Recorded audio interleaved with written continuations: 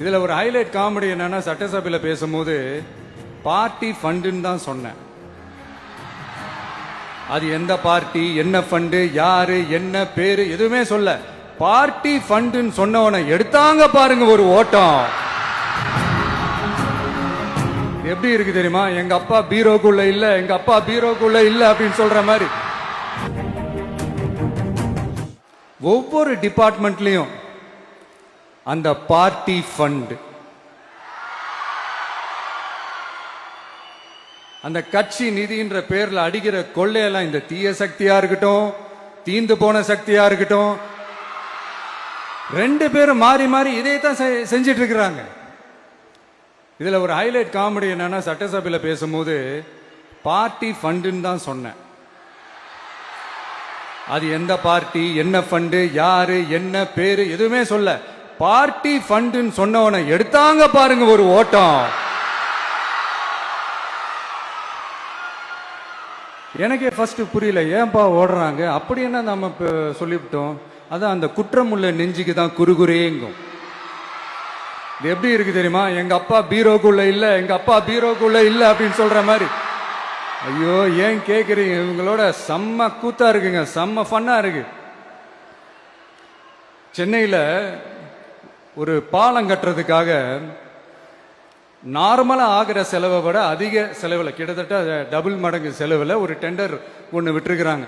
அதையெல்லாம் தோண்டி எடுத்து அதெல்லாம் இப்போ கண்டுபிடிச்சி கேன்சல் பண்ணியிருக்கிறோம். இன்னும் எத்தனை கோடி ஊழல், எத்தனை லட்சம் கூடல் தோண்ட தோண்ட வருமோ எங்களுக்கே தெரியல. ஒவ்வொரு முகமுடியா கிழியுது. ஐயோ இந்த விஜய் ஒவ்வொரு கதையா எடுத்து வெளியில விட்டுருவான் போலேன்ட்டு திரும்புற பக்கம்லாம் கதறல் கதறல் கதறல். காதல் இருந்து ரத்தம் வராத குறை. ஆமா, இப்படி ஊழல் ஊறி போனவங்க இப்படிதான் இருப்பாங்க. இந்த 50-55 நாட்கள்ல அங்க செஞ்ச சில விஷயங்கள் சட்டசபையிலே எடுத்து சொன்னேன். பட் இங்க ஒரு சில விஷயங்கள் சொல்லணும்னு நினைக்கிறேன். இந்த மின்சாரத்துறையில இதுக்கு முன்னாடி போட முடியாம இருந்த அந்த பதவி உயர்வை இப்பதான் எங்களால போட முடிஞ்சது. அதுக்காக ஒரு அக்கா அழுதுகிட்டே ஒரு நன்றி சொன்னாங்களே, அதெல்லாம் உங்க கண்ணில் படாது அந்த வீடியோலாம், குறை சொல்றவங்களுக்கு. அடுத்து லஞ்சம்லாம் ஒழிக்க முடியாது, ஊழல்லாம் ஒழிக்க முடியாது, அதெல்லாம் பிளட்டிலேயே ஊறி போய் இருக்கு அப்படின்னு சொன்னவங்க போய் ஒவ்வொரு கவர்மெண்ட் ஆபீஸா பாருங்க. ஒரு பைசா லஞ்சம் இல்ல, ஒரு பைசா ஊழல் இல்ல.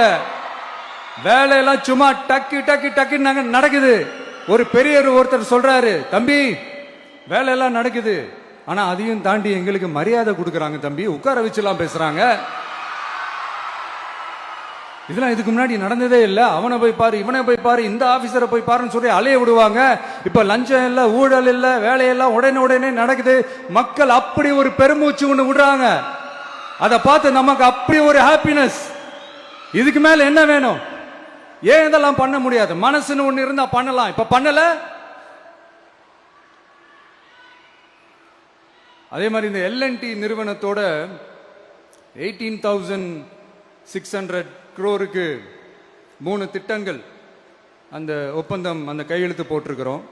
கிட்டத்தட்ட 8,200 பேருக்கு வேலை வாய்ப்பு. நான் சொல்றது அந்த 3 மாவட்டத்தை சேர்ந்தவங்களுக்கே அவ்வளவு வேலை வாய்ப்பு.